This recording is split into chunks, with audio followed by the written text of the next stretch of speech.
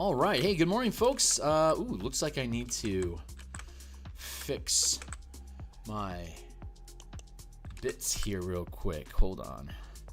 Let's go here, and bloop, and then boop. There we go. All right, cool. We're doing some artwork this morning. Give me a second here to check in on my signal, and then we'll get started here in a few moments. If you're already familiar with the channel, you can skip ahead a minute, and I'll see you on the other side of the bump. But you can skip ahead a minute. It sounds really clear today. Very good. Let me drop that volume down there so it stays out of the way. Grab this link for the social medias. I'll explain what I'm doing here for you guys real fast. Hey, my name is Phil Kearney. I create role-playing games, I illustrate them, and I publish them online, and we are creating an adventure for the Eberron campaign setting. It's called Crystals of Mabar. We're fighting necromancers, undead, and demons in the Carnwood of Carnath on the continent of Corvair. I've been a DM since 1987. I've been a freelance illustrator since 1999. I've been an Eberron enthusiast since 2004, and creating content on the DMsGuild since 2018. But I haven't done anything for Eberron yet. So this adventure is scratching that itch of publishing an adventure, as well as paying homage to the Eberron campaign setting, which I really just love as my default world of choice when I'm playing D&D, regardless of what the edition is, as well as like in Numenera and other games as well. So big fanboy here. So we're doing artwork. Give me a second here to fix my screens. If you think today is fun, like, subscribe, hit the bell icon for notifications of when we're live in the future. Here's a bunch of books that I've created on the DMsGuild already that all have free previews. If you are a D&D 5e enthusiast, be welcome to check it out. And with that, let's get to work. So we're making a necrotic forest. Right now, we're in the process of texturing. So let's go here and find a layer. There we go. We're doing some texture. So let's get in here. Grab that color. I'm going to grab an eraser here. And let's... Oh, I can't apparently clean up that edge. Let's try cleaning that edge this way.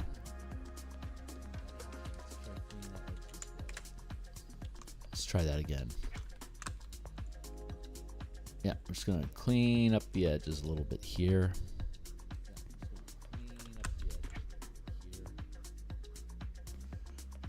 And then here.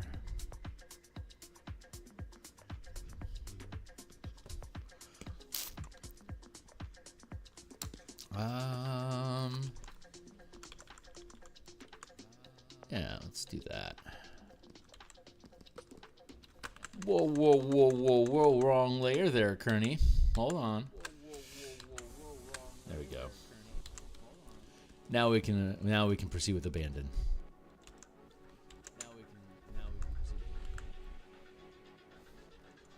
Oop.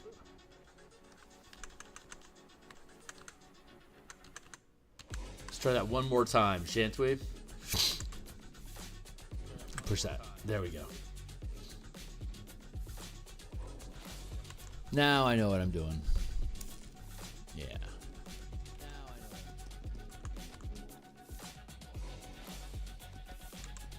So we can push a branch into the foreground or into the background, depending on how we angle the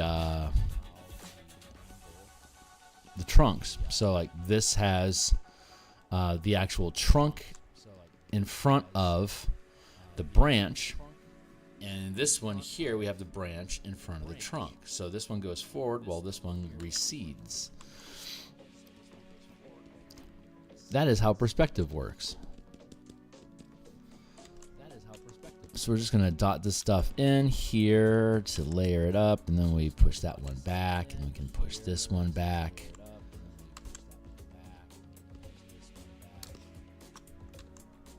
This one is receding as well. So we're just going to use we're going to use this trunk and branches, this texture that we're using. We're going to use that to demonstrate the difference between foreground and background.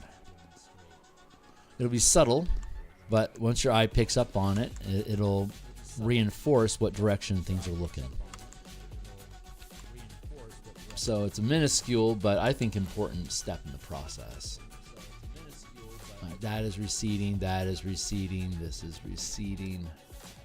This one is proceeding, this one is receding, proceeding, proceeding, receding, proceeding.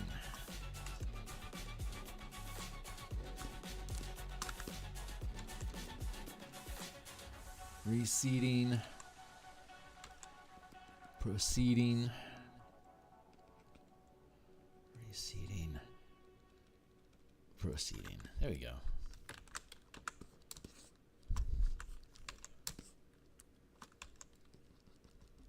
So this is proceeding here, and this is receding away. And this is further receding away. This is proceeding forward while this is receding. And that is receding.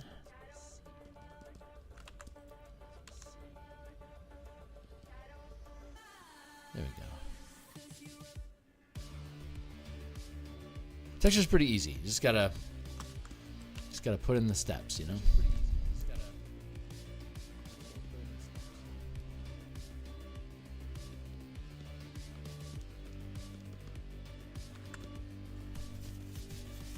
Ah, my face. It's itchy hair.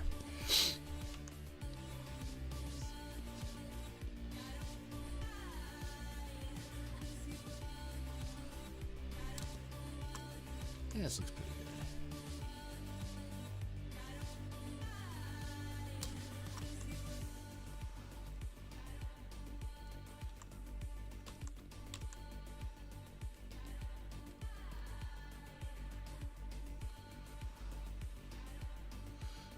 This tree has the most detail being given to it, and all the other trees that move further and further away need less detail.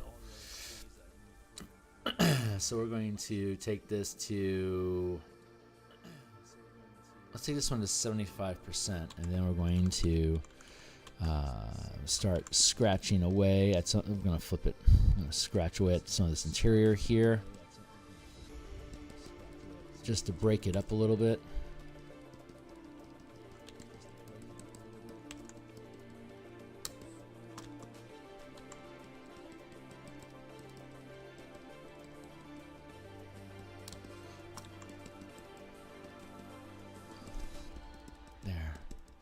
Just got to break up the texture a little bit more. So there's no specific patterns that can be withdrawn from it or any kind of repetitive look to it. And we can fill in these little gaps that we create with contoured lines by sculpting and having them turn around and about a bit. We can add more character.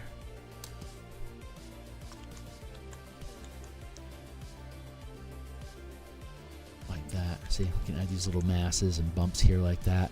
Make it feel more like a living tree that's endured suffering over its time. Hey, what's going on, Defective? Taking your time with the dead trees, looking good. Yeah. We're putting in the hours, you know? We're at the texturing stage. So once we get done with texturing on the trees, then we're going to do some groundwork, and then we'll be done with this piece, and we'll move on to the next set. So and while we're here, since we're talking about it, since we have 4 different illustrations in this plot hook, and so we did Aether Academy, and then now we're doing the necrotic forest, and then what we'll work on next is, here's what I've been working on off screen, is Professor Carter, a sage working in his study in the Aether Academy. So I'll probably pick up some of these Aether Academy colors from the building and use the same color palette for maybe for aspects of the what will be a bookshelf back here. I need to thicken up this doorway so it has more depth to it for books to sit in these rough spaces. I need to fix the perspective on his easel here, and then finish the book. But it's coming along. It's coming along really nicely. I like this one. And hey, how you doing? What's up, Miradar? And we also have some.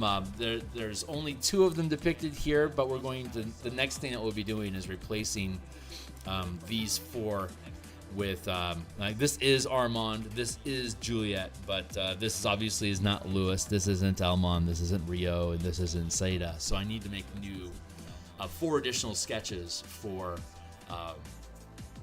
lab techs. These are the 4 alchemists that went missing, along with the artifact that was stolen from Aether Academy that the characters are hired to recover. And so Professor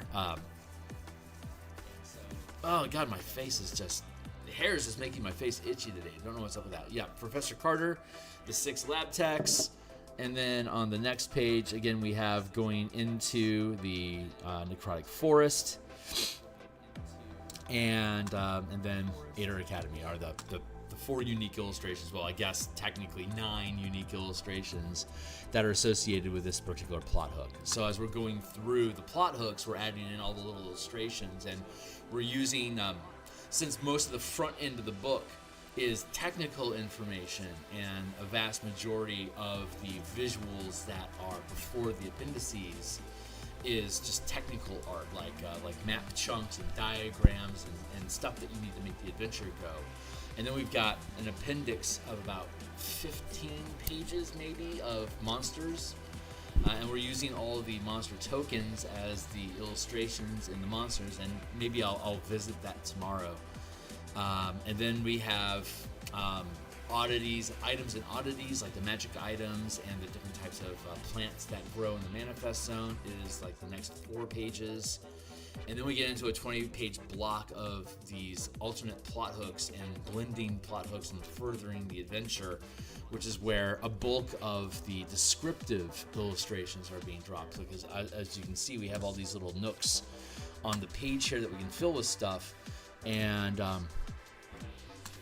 like this says here, you can either start at the gatehouse at the top of, like, you have the underground facility inside the manifest zone, and in the manifest zone there's a cemetery, there's a flooded fort, and then there's the gatehouse, which is basically ruins where the mercenaries are camping out at, so that they have a base of operations surface side to send out sorties into the through the manifest zone to hunt down stray undead and try to wrangle them or destroy them, so they don't wander out of the manifest zone to attack the villages that the characters with the default plot hook were hired to protect and investigate missing people. In this plot hook, Aether Academy knows why people would probably be missing. It's the manifest zone that the artifact has created. In fact, some of our interns are gone missing. We think they're related. If you can find, here's a description, an image of all of the, and you get like a little crystal that you can take pictures with. And preloaded into the crystal are images of the missing interns, and so you can during the adventure you can take a magic action to whatever you're looking at through the crystal. You can capture that image, and as a bonus action you can rifle through them and pick up another image, and then you can when you hit 20 images in the crystal, you start overwriting, and you have to choose which image you want to get rid of, because it only holds 20. So it comes preloaded with 6 of them for the interns that are missing, and then you've got 14 free slots, and then potentially 6 more for you to gather evidence. So you can take pictures of things that you see inside of the facility, like the necromancers performing the ritual, the artifact itself, people that have been enslaved or killed, the alchemists, the things that they're working on. There's a diagram of the ritual itself that's there. There's the teleportation circle. There's the missing teleportation stones. So there's a lot of things that you can take pictures of as evidence to bring back to Aether Academy. Here's your artifact, and here's images of all the people that were involved with the theft of this artifact for you then to further pursue. And you can take pictures of monsters and shit that you're fighting if you don't have an action to do. But so that's the idea. So it gives you a fun little knick-knack to fuck around with while you're crawling through the dungeon.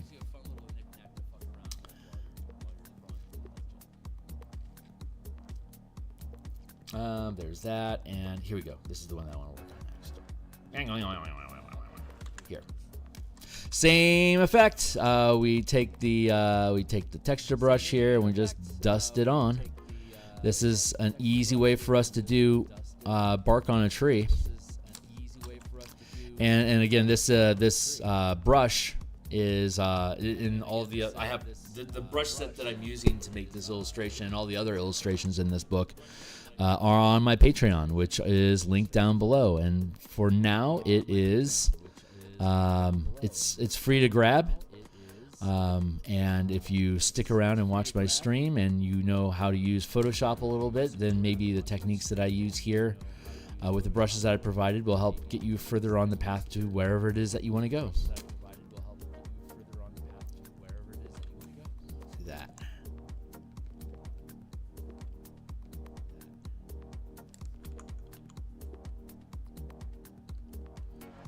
And if I put the branch bark in the foreground in front of the trunk, then that brings the branch forward. If I paint the branch behind the trunk, that pushes it backward.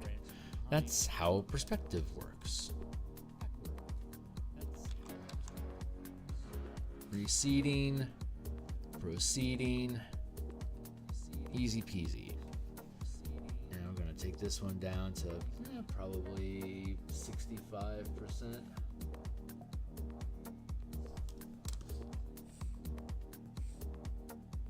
Yeah, that feels about right. I'm going to hit the eraser here. Let's zoom in a smidge and erase some of this. Hey, timely timer. Thank you.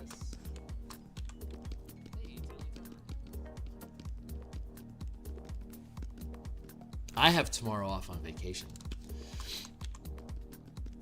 I had the holiday off Monday earlier this week. However, my workload prevented. I wanted to take a vacation day and just do. When I take vacations, it's usually staycations. You know, sticking around home. Usually working on the book more than I would normally be able to work on it during the week. So my getaway is being a freelance artist. That refuels my soul and my emotions to go back and attack my day job with fervor so that I can not have to think about, like, the worst thing you can do is be at one job and wish you were doing something else, because it makes you less productive at the job that you're doing and makes you feel worse about your performance. Some people have integrity issues about, I feel like I'm stealing time if I'm not staying focused on my job. And honestly, it's when, before I started doing artwork in the morning, I've been doing artwork in the morning like this before my day job for at least a few years now. I would, if I don't do artwork in the morning, I found myself pining away that I wish I was doing artwork. And depending on how my day goes, I might be too fucking tired to do any artwork.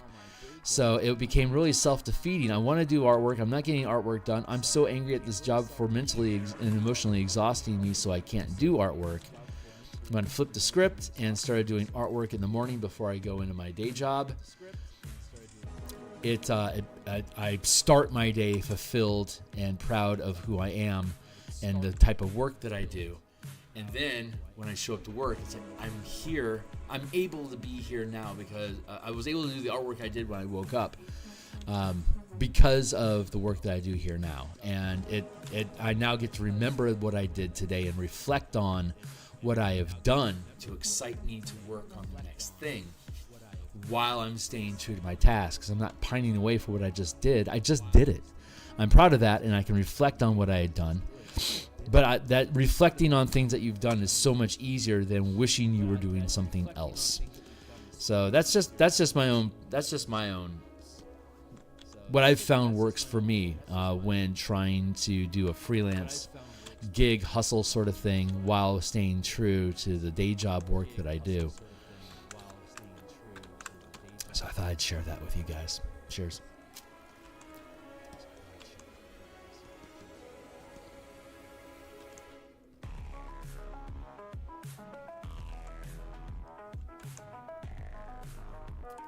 Oh, my eyes getting stung by oil. I bought some. What am I trying to say? I bought a beef ribeye steak. I'm going to cook that up, and probably have a Caesar salad with it. That'll be my food for the day. And if I hold off on eating till noon, skip breakfast and eat at noon, I'll have about 1,500 calories worth of food put in my gullet in an hour, and then I'll fast for the rest of the day, and with any luck I'll continue losing weight. I picked up some weight over the summer holidays, and I am looking to shed that back down to the 200 pounds that I like to be. I got up to 237, and I'm back down to 223 after about 5 weeks. So the drop is coming along really smoothly. I initially, the heaviest weight I had ever been was 311 pounds, and that was in my mid 40s. And I got into intermittent fasting as a solution to losing weight.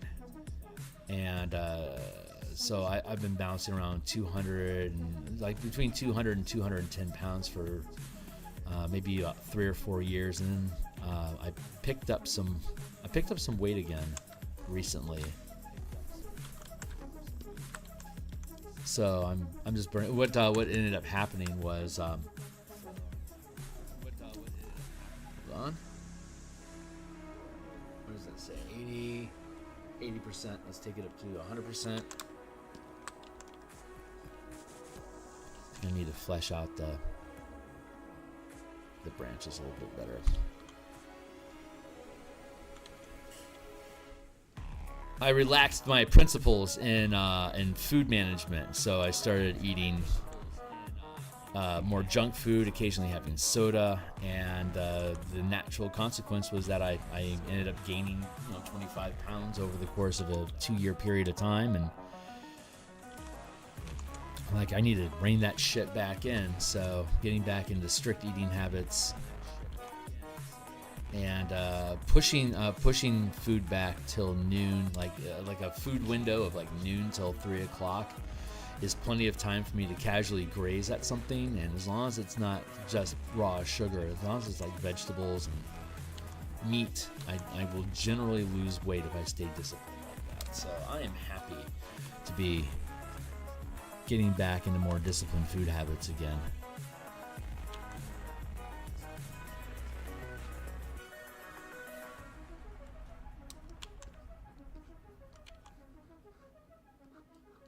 There we go.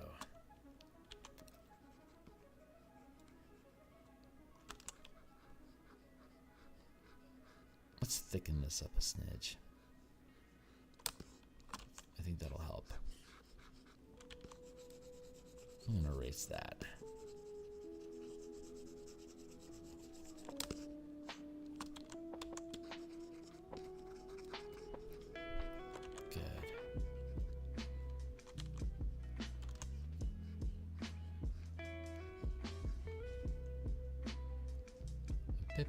Good.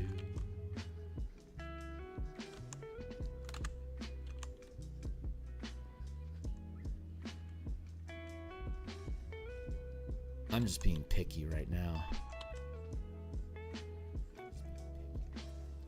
I don't think this really matters much. It feels a little heavy though, so I wanted to sculpt on it a little so it didn't feel so clunky.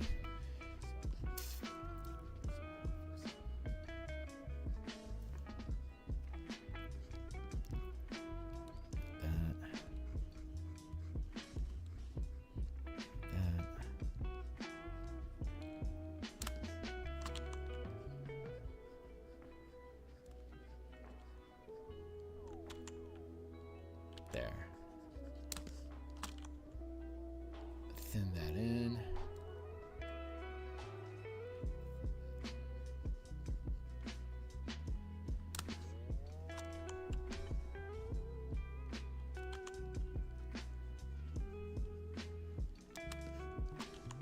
Characters in our playtest Saturday mornings are 8th level now. the original intention was to run the characters till through 9th level and like hit 10th level and then end the dungeon, and switch gears and play some Mage Tower as a competitive sport instead of running a mega dungeon. Set up the arena, build characters, and compete with me as a DM potentially not having to DM. If the Strixhaven rules for Mage Tower, if they resolve well, then it can be a competition where you don't necessarily need a quote unquote referee to play it. That it should be self-clarifying and like what you can and can't do, what actions you can take. So I want to run that and find any gaps in the rules that need to be clarified, so that when other people, if they decide to play that, don't need to clarify it will be clarified for them. So I'm looking forward to, I'm hoping that we're going to finish up the mega dungeon by November, and then we'll transition into Mage Tower till maybe February, and at that point, the hope and intention is to start rolling out the Storm King's Thunder Spelljammer campaign using the Mecha Kaiju rules that we had been working on maybe like 4 months ago. I want to go back and start picking at those some more and flesh those out so that they're at a place where we can build characters to use those that Spelljammer system to build mecha, Gundams, and stuff like that, and fight giant monsters. So that's coming along, and very much looking forward to building that out.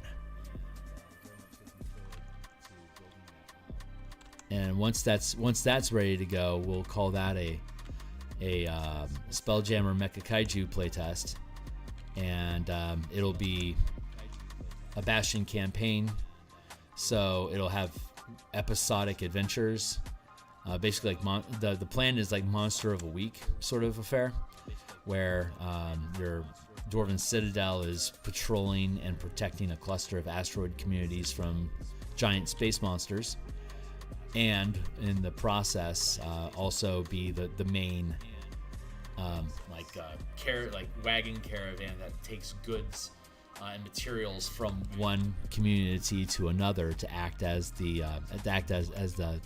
merchant caravan, sort of a privateer caravan that is protecting the goods that are being transferred between the communities, as well as providing border security for the asteroid cluster. So we'll have to build out the asteroid cluster and the communities and what each community is specialized in to have a balanced mix of settlements and materials and resources that they can provide for the characters to craft and build stuff during the campaign. And so I'm really looking forward to that. And then, of course, building the characters, any kind of character that you want, but the focus is going to be around piloting. So since it's a quote unquote playtest campaign, it's not the seats remain open, so who's playing can swap from week to week, and they just bring whatever character it is that they want to bring to the table, depending on who shows up, they'll be provided with mecha to amplify their character abilities to combat things at the 50 or sometimes 500 foot scale. Giant space squids or astral dragons or whatever it shows up to fuck around. Push them away.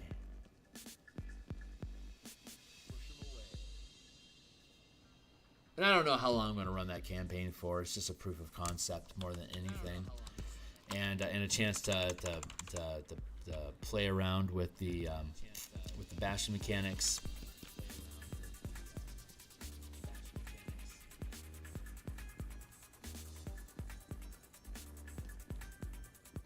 Yeah, I think we're in a. Let's do that. So I'm looking forward to that. It's the next big thing. It's the next campaign concept I have on the horizon. So I'll probably be doing prep for that, designing the communities, and we're almost done with the second draft of the bashing campaign document. And since we'll be using that for this campaign, it's an opportunity for me to create some sample community or sample settlements, and to also create the Dwarven Citadel that the characters will use as their carrier ship, and then also design the mecha that the characters are going to run around and battle giant monsters in, and then design the giant monsters, and I can use the martial power system for the monster design. And so we'll have an opportunity to play with that a little bit more, and we'll readdress the Spelljammer subclasses to see how well those will mesh in with what I want to do, and angle people towards using those subclass options that we had created like maybe 7-8 months ago. At this point, Jesus, it's been a while. That book is technically not much as holding subclass book up, other than wanting to have some folks play the subclasses to make sure things jive. So that's another reason to have the Storm King's Thunder playtest campaign, is to jimmy people into the subclasses that I built to see if there's anything broken about them. That looks pretty good. So we're going to hit it with the eraser to thin it up a little bit. So more to come. More to come, more to come, more to come. So more to come. More to come, more to come.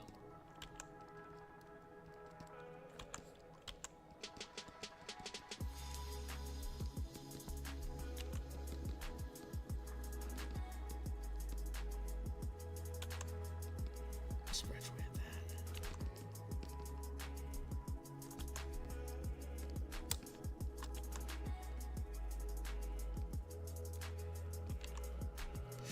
Speaking of the bashing campaign, we'll be working on that this evening. This is Thursday, so on Mondays and Thursday nights we do game design and after work.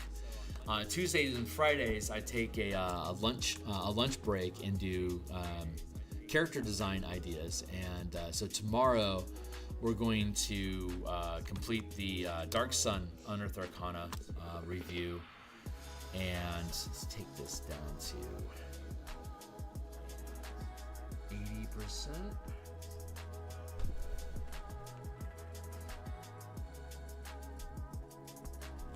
I had to lean into the screen.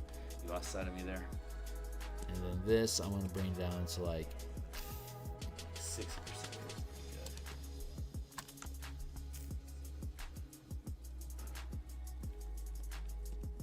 Maybe darken this up a smidge. Let's take it to 85.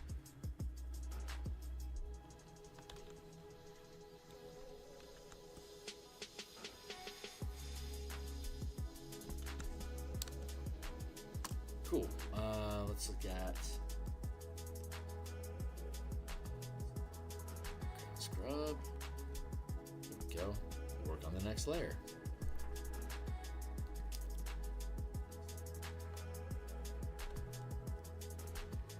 Why does it say 100%?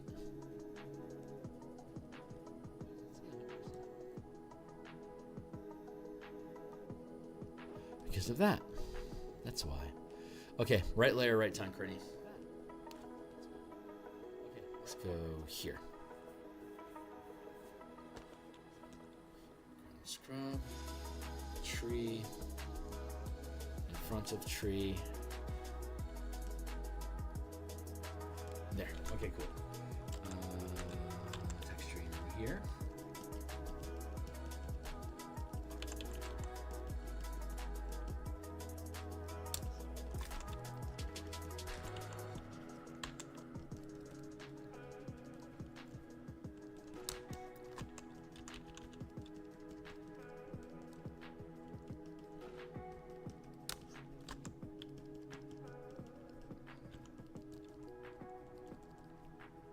Smaller branch brush helps denote distance.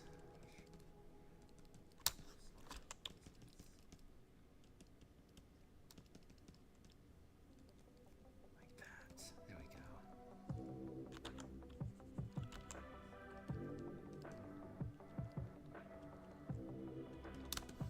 as we move further and further away from the camera, we need less and less detail. So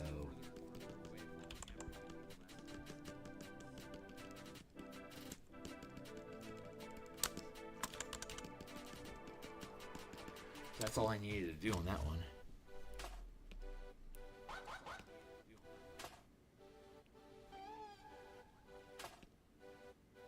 And then this one.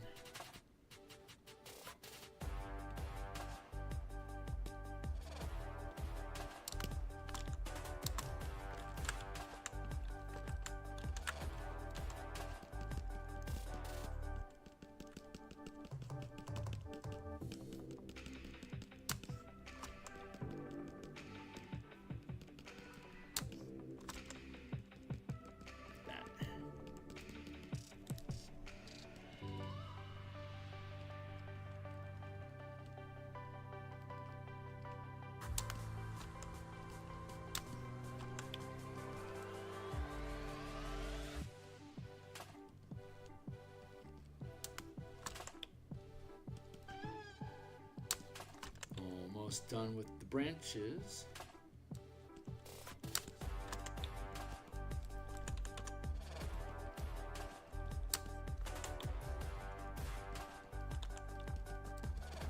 Erase our way back down. A little bit in here. Erase that down some more.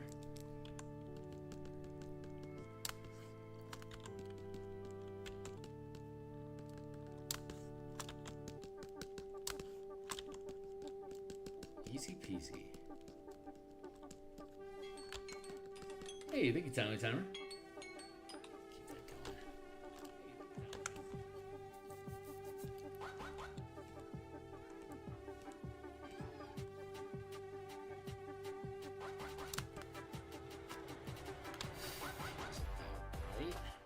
Okay, cool. I think I'm okay with the texturing now. So, yeah,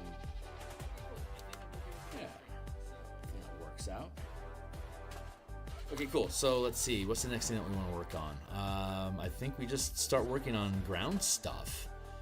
So this is fog. This is underlying.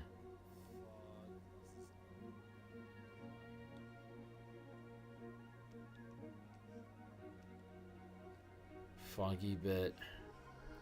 Let's go back up here to the top. To the forest. Trees.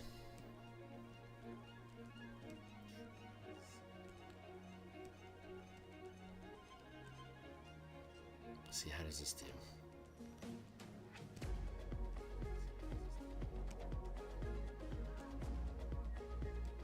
There. All right. So let's take this again. Grab this. Is that good? 100%. Let's do like this.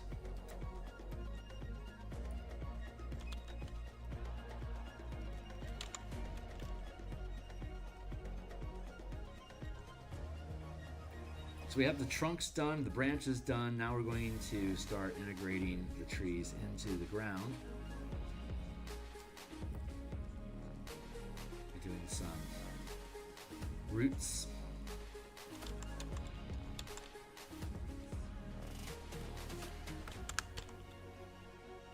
Let's do this right.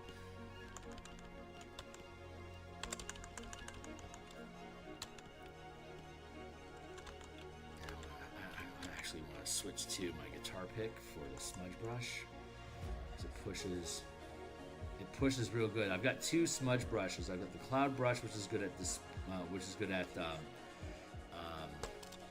diluting and dispersing pixels, and then I've got the guitar pick, which is good at pushing pixels. And so, depending on what it is I'm trying to do at the moment, will determine what kind of brush I want to use for my smudge. But those are generally the only two smudge brushes that I use at all. Most of my work is like a hard round brush, two smudge brushes, and that's it. And then I have the array of different brushes I use for texturing and stuff.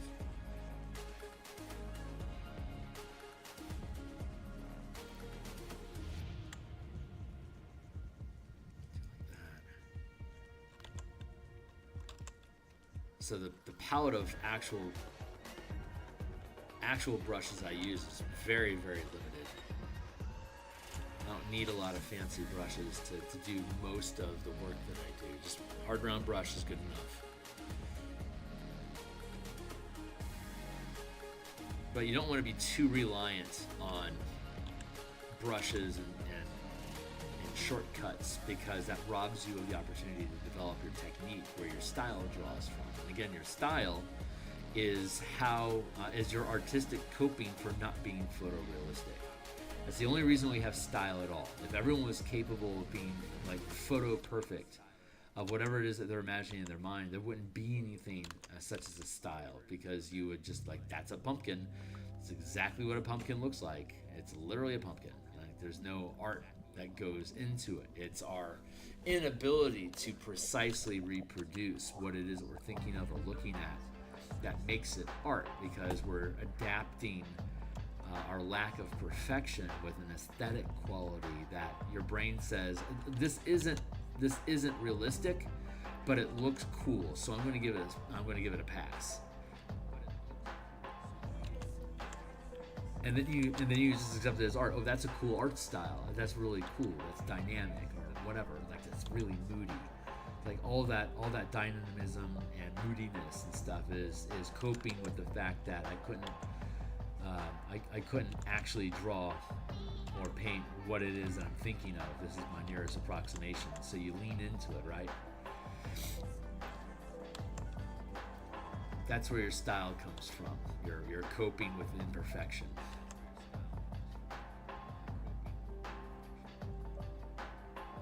It's one of the reasons why AI feels so weird, because it's not coping. It's intentionally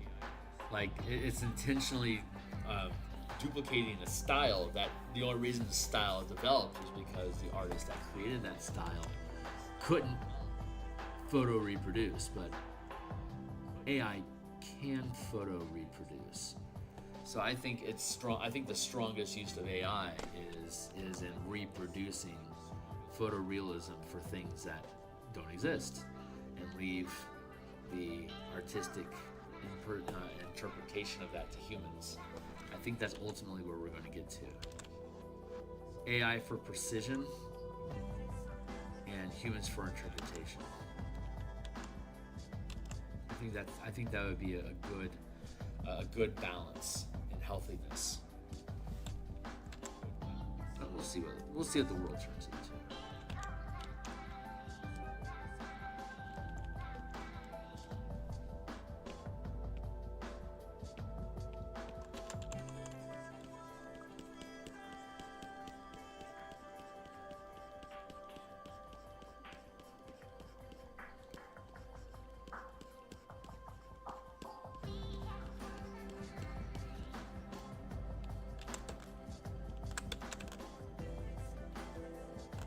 I need to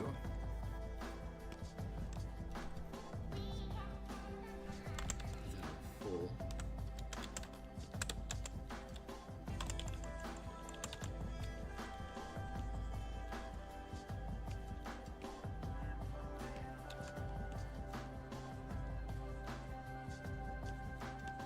Fill that in.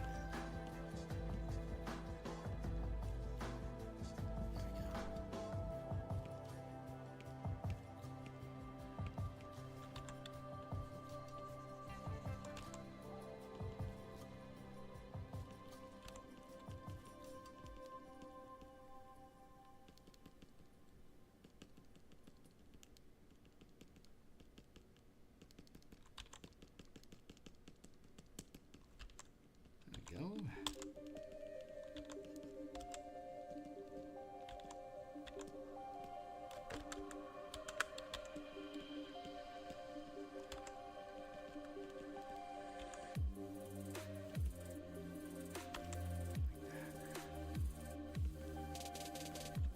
Fun.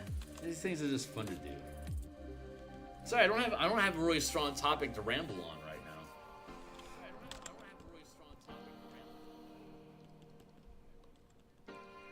now. If I get inspired to conversation, I will certainly engage.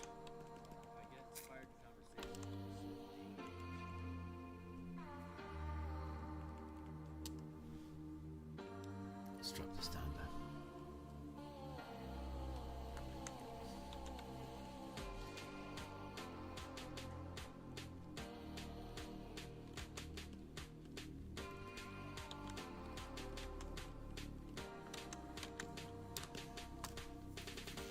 Cool, that's a good start. Let's just work our way through.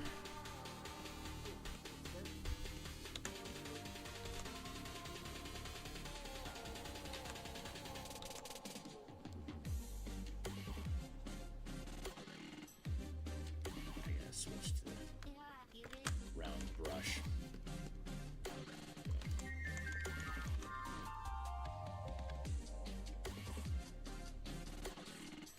Roots add a lot of character. They also actually help, they help a lot with ground, adding depth and layers by pushing these things into a more three-dimensional space.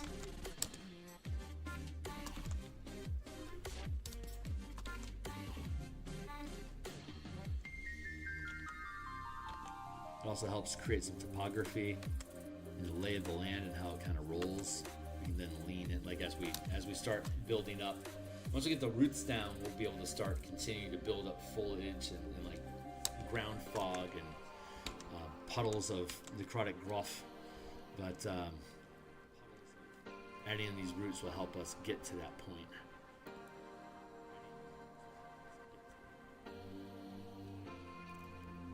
So working in steps and layers. I think we'll have this finished tomorrow. What time is it now? 7:24. Okay, I've still got 30 minutes.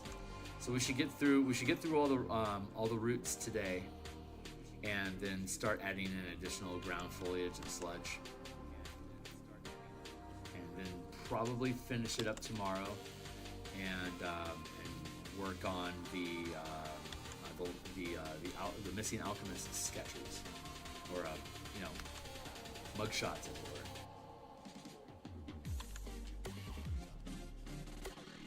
Let's put this out of the way.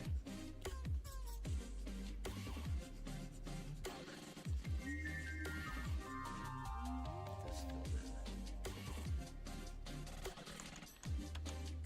There. Drop that down. There.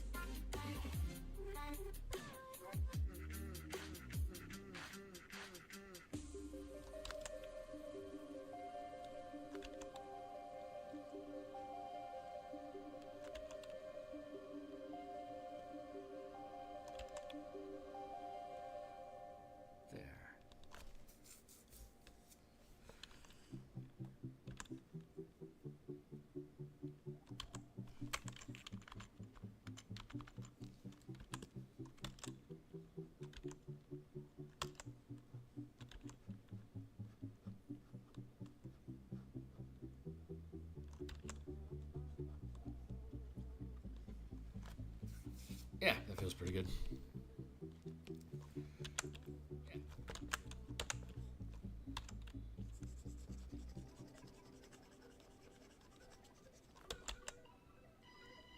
Let's add here.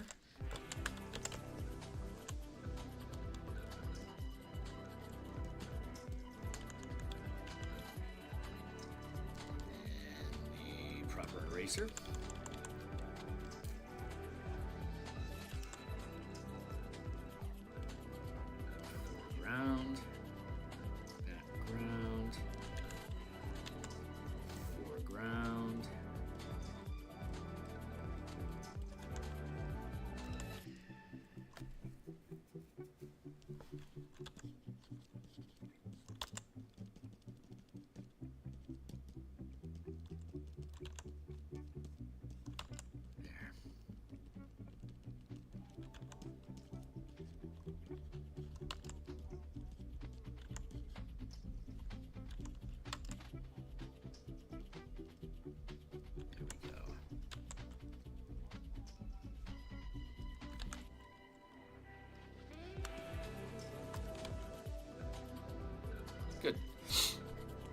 one up. This one we won't see any of the roots for. These trees back here.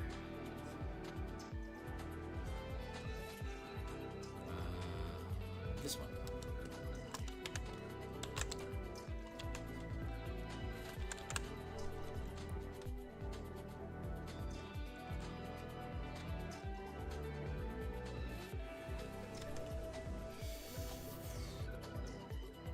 This one. Thank you. Nope. Hold on.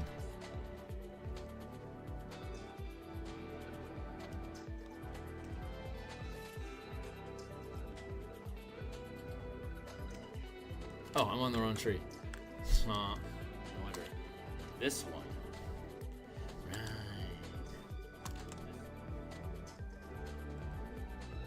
There.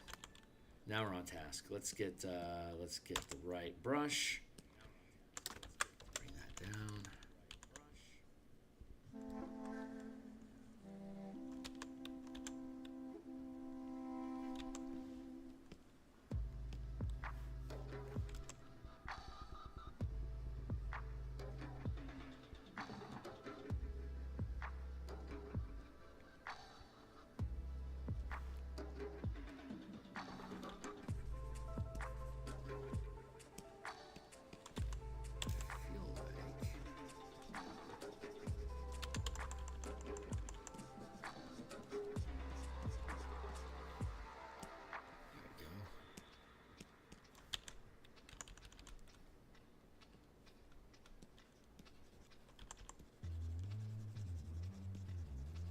Erase all that for now.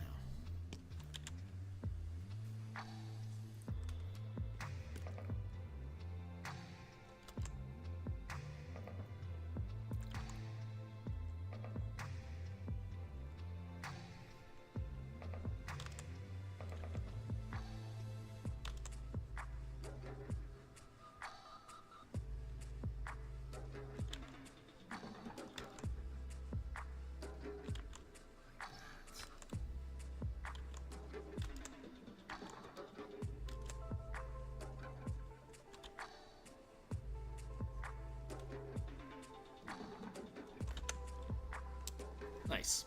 Pretty happy with that. Let's switch over to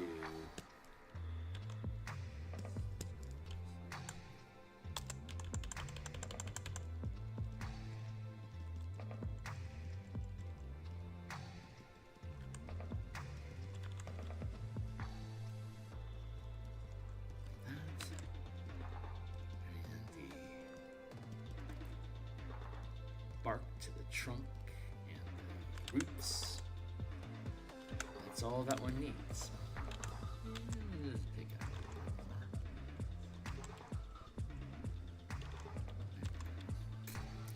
Then we want to erase here a little bit. This is a little thicker than I wanted, so we're just going to scratch that out there real quick. Good.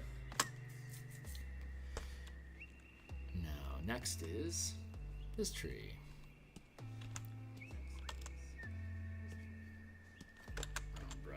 In, brush back in.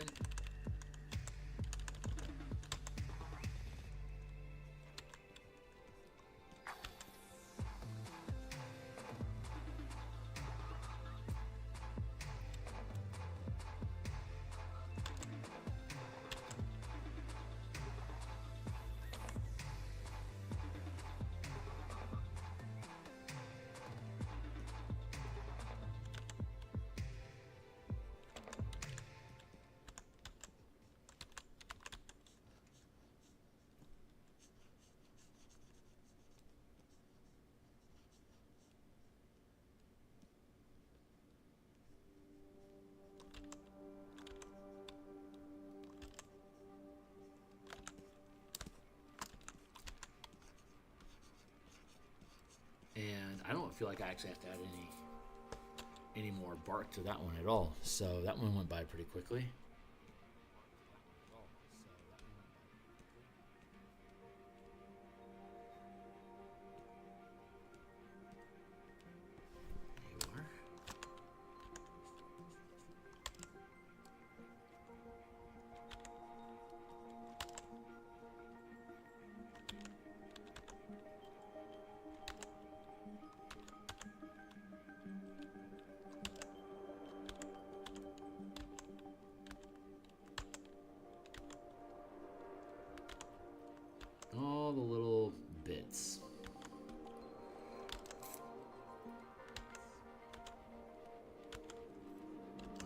include to make sure that it just feels alive in here, even though, you know, that these are living things that are dying.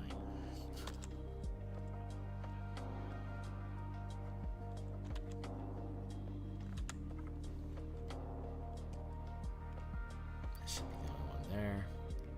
And this one.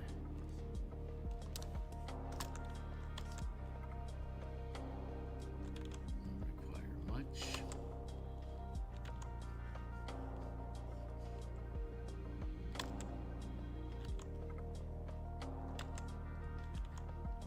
Cool.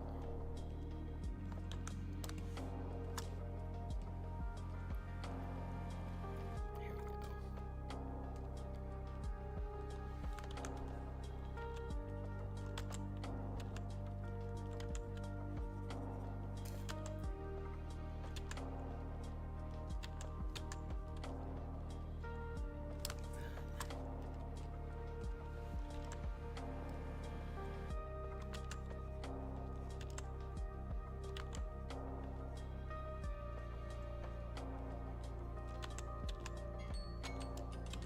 Bits like that. I think tell my timer. 20 minutes left on the block. Like I said, we'll get our roots done and we'll start working on actual flora, fauna, flora scrubby stuff.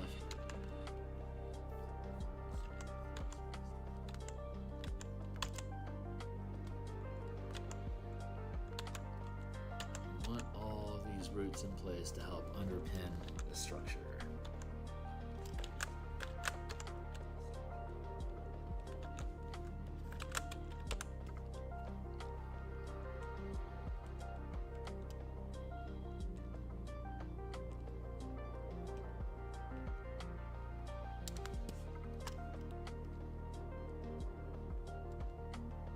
I see you.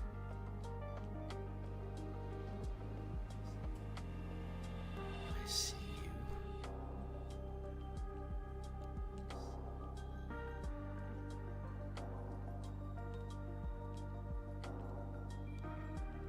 Huh, okay.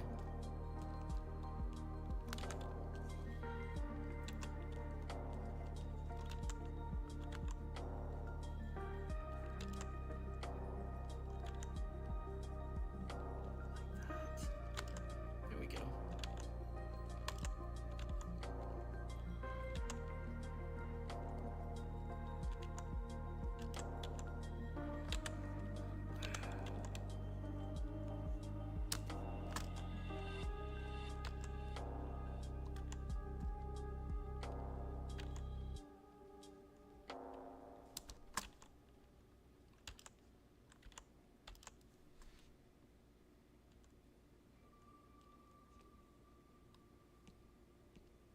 And then here.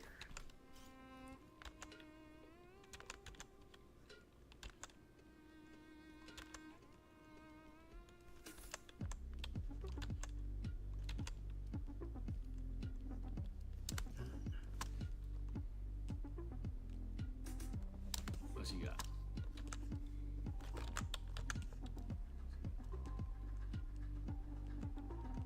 Nothing else over there.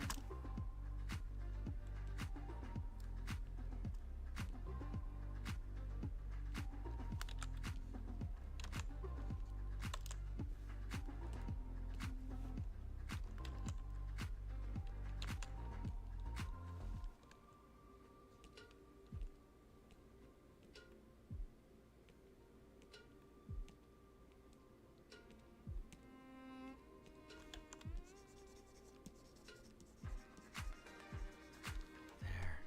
And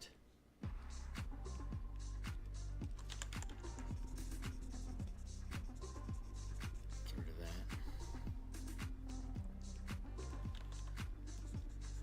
There. Now we're back on track.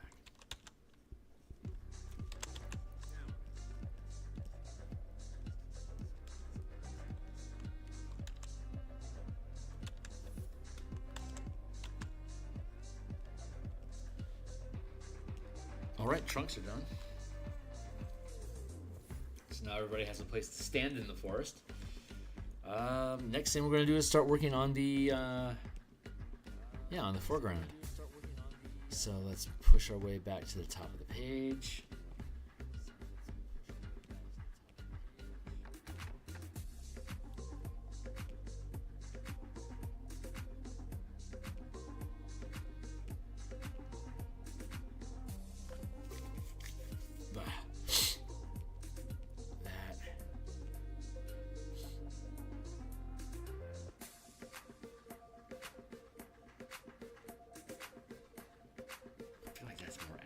Hold on, what's going on back here?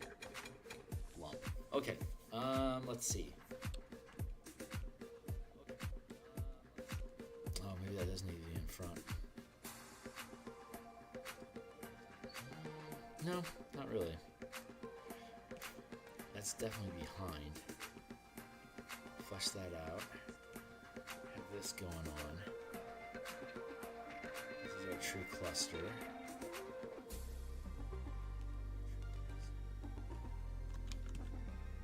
This is twigs and stuff. Okay, I'm just organizing myself, make sure I know where I'm at. Here, here. Okay, so the foliage foreground that I want should be here.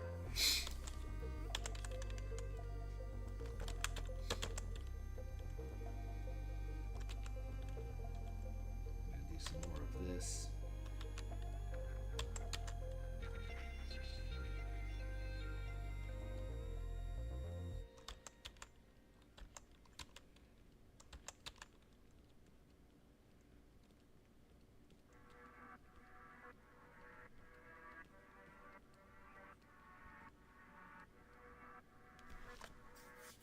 Little bits like that, and let's go to let's thin that up a little bit. What do I actually want to do in here? I don't feel like I can have the same breadth of variety that, let's grab this.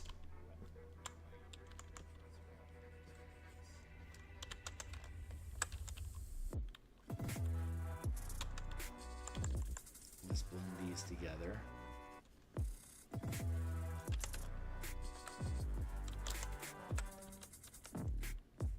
Yeah, it's a good space.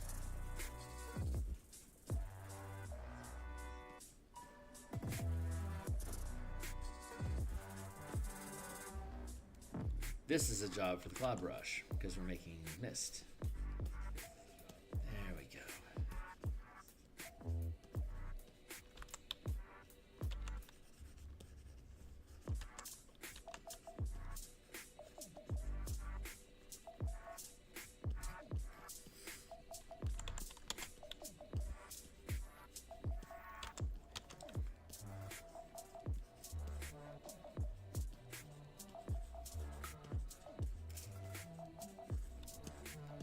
Feels pretty good. Not 100% content here though. What's missing? Before I keep diving in on that, something feels off. So what I want to do is let's drop down here into our tools and let's go black white. Let's oh, that's what's missing, the crystals. Okay, we're gonna do some groundwork here.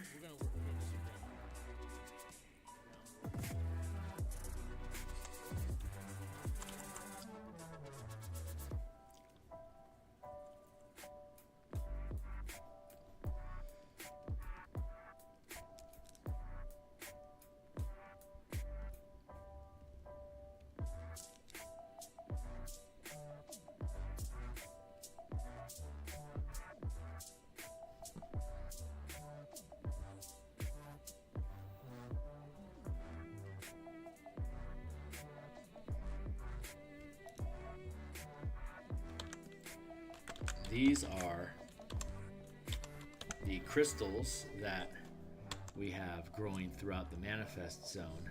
When this stuff dries and you perform some simple alchemical procedures, it dries into crystals that can be powdered into material components for necromancy and darkness spells. You literally just scrape it off the ground and then treat it. And you know, you can just spread this dirt on undead, like on corpses, to speak with them or to raise them. It replaces all those material components.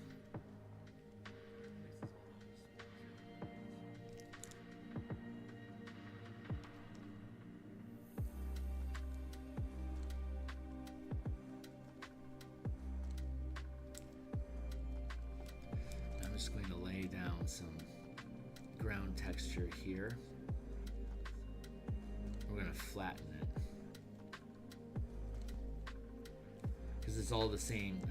I did this squinched curve to it so that it could be flattened more easily, but I have to layer this all in and then flatten it after it's been layered. You'll see what I mean in a minute here. I just need to go through the process of filling this in.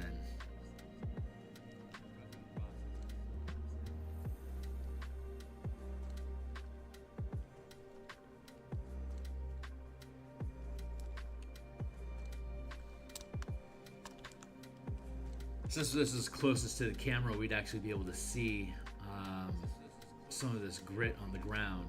So I don't mind taking the time here right now for this particular location, but like further back, we're not going to see this hardly at all. Just a hint of it here and there. But again, like we talk about, the eye fills in the details. So once you establish a pattern or a texture in the foreground, the eye is very willing to accept it as just kind of being filled in later on, further back in the piece. Because once you convince it of like the thing that you're doing here, like this represents a tree. Once your eye accepts that's a tree, it'll look for similar objects and just identify those as trees as well. I'm going to take this whole block like this.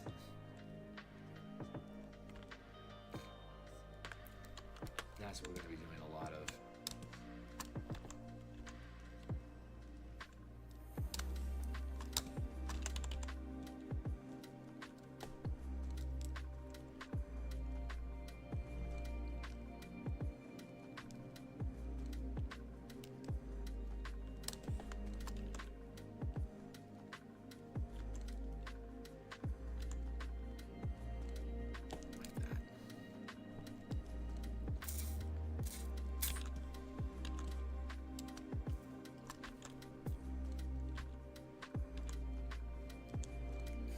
Over.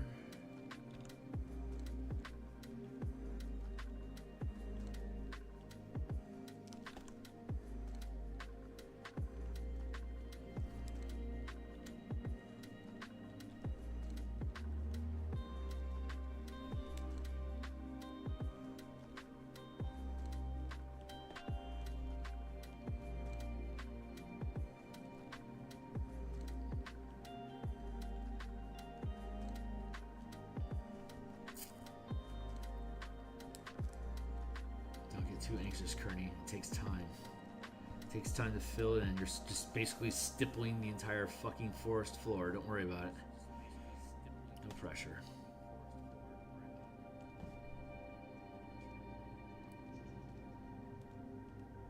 Now we're overextending the frame, which is good. We want to push out into the frame. Good. And I don't need to go past this. Like somewhere around inside here is where I get to stop.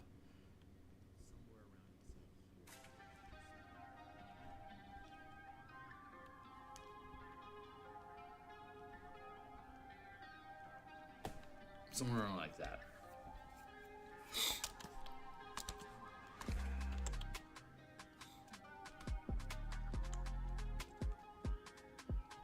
Okay, so we have that going on. Now let's free transform and hit it with a perspective tool. Help pull the foreground forward a little bit and push background back a little bit. Free transform to resize it a little. There we go. as our gritty forest floor. Now we can drop the opacity on that. Something like that. Then I think I want to hit it with a layer mask. I'm going to use a light opacity. We're going to use the same brush, same shape, but I'm doing a very light eraser so that it's getting pulled into the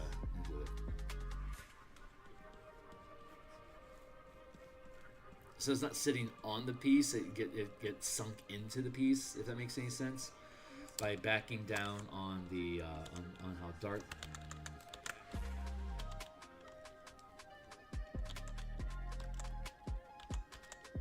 Right here. I'm using a masking layer, so I'm not actually erasing this. I'm just concealing it with transparency. That way, I'm not losing the information, it's just being concealed. A lot of times I'll just erase stuff and I don't care, but sometimes I want to preserve.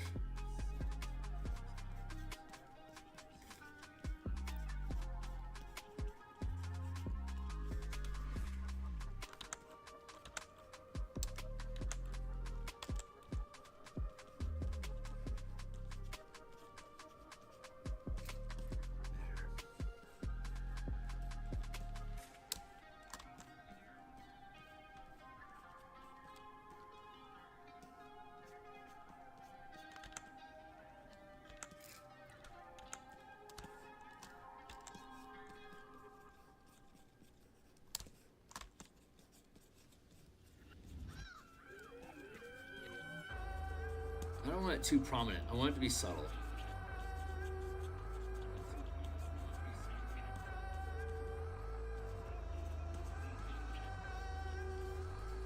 And we're going to do, I think we're going to do another layer of like actual dirt underneath it. Nice.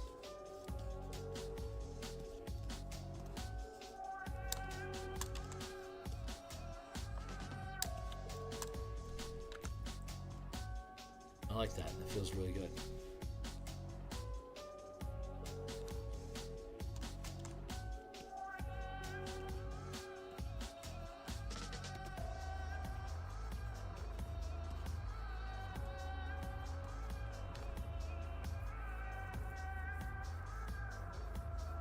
Okay. I'm happy with that. And now I can start adding the smokiness back in.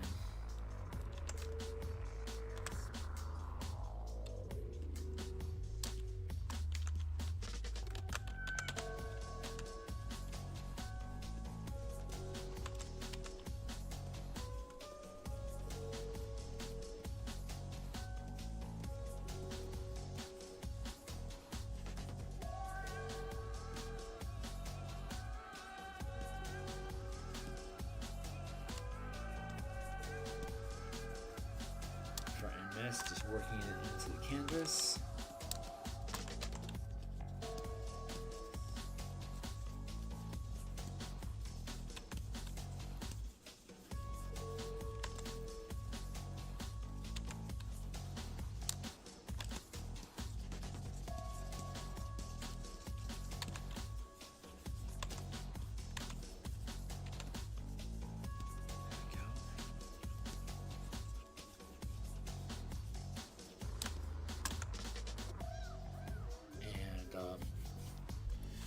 Let's see. There's that. That tree's good. That's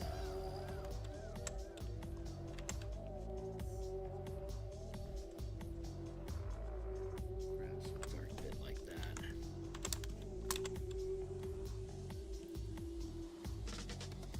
Drift down here into.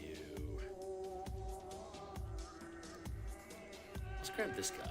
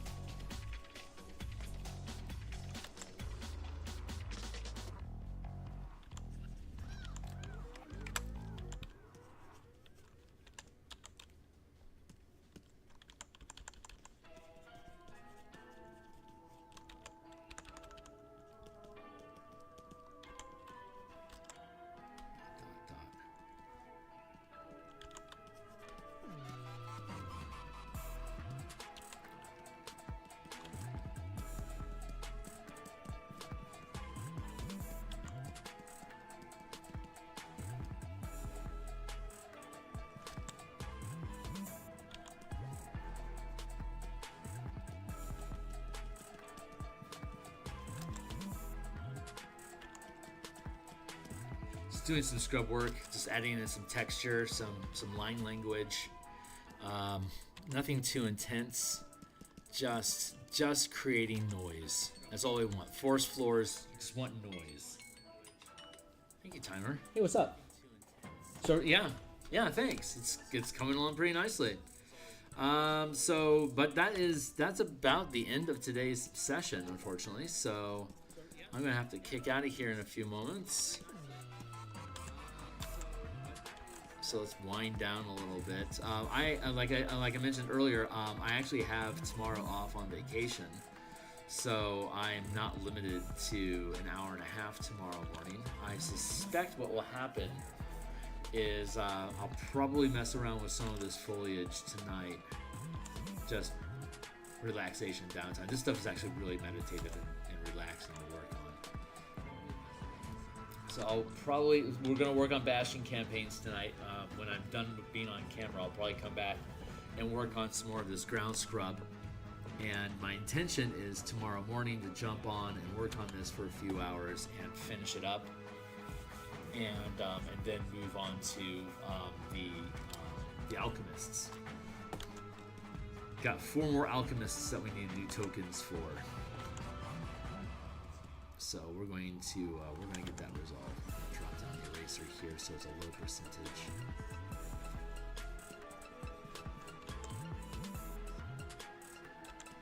So Bastion campaigns tonight, we're going to work on sabotage, and if we have time, Bastion events.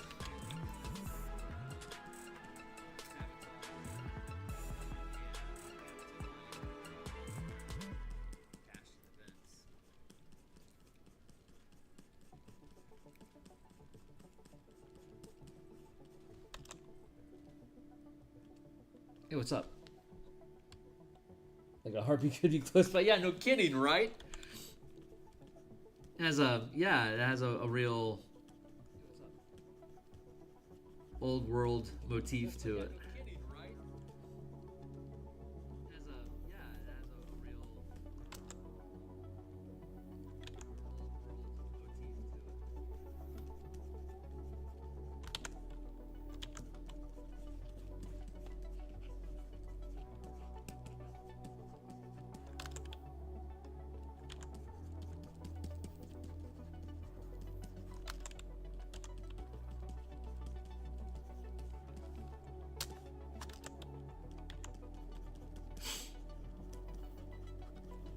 I'm destroying the bottom of all these little brush prints so that it fades into the general texture of the ground, so this stuff just kind of like pokes up out of the mist a little bit, right?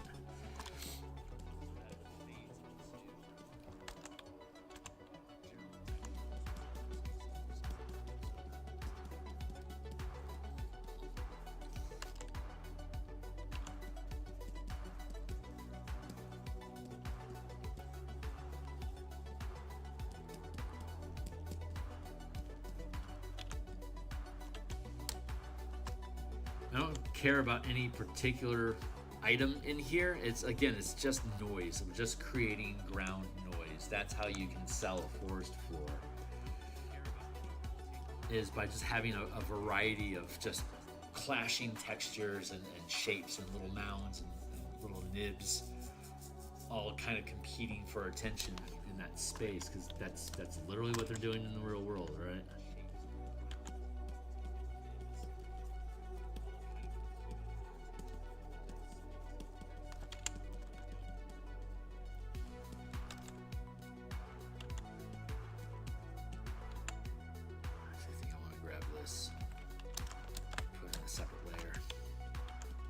I'm super close out of time. This muse won't let me go quite yet.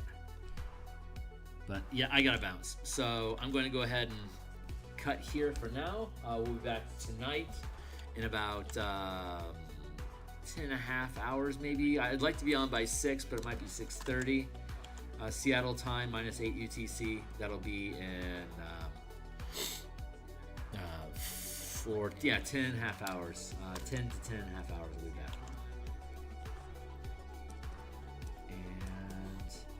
Yep, that's a good place to stop his inning. So we'll hit stop there for now.